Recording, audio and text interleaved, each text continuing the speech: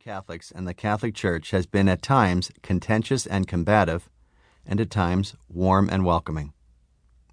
Much of the tension characterizing this complicated relationship results, I believe, from a lack of communication and a good deal of mistrust between LGBT Catholics and the hierarchy.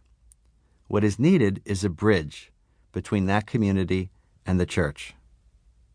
So I would like to invite you to walk with me as I describe how we might build that bridge.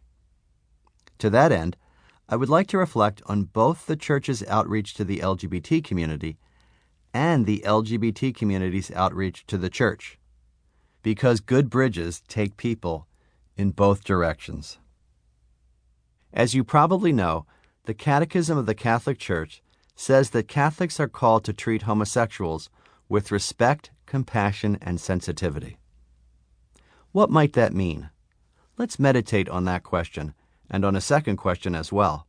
What might it mean for the LGBT community to treat the Church with respect, compassion, and sensitivity? To answer this, it may be helpful to define these two communities.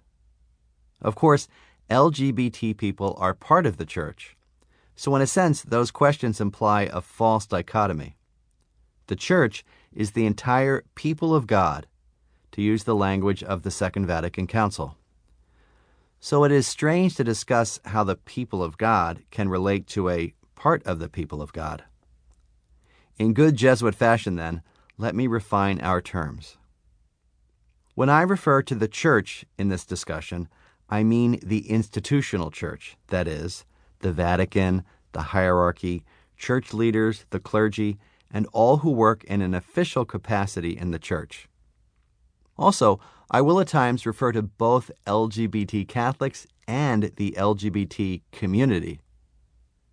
In fact, the Church has relationships with both groups because what it says about LGBT Catholics often reaches the ears of LGBT people who are not Catholic.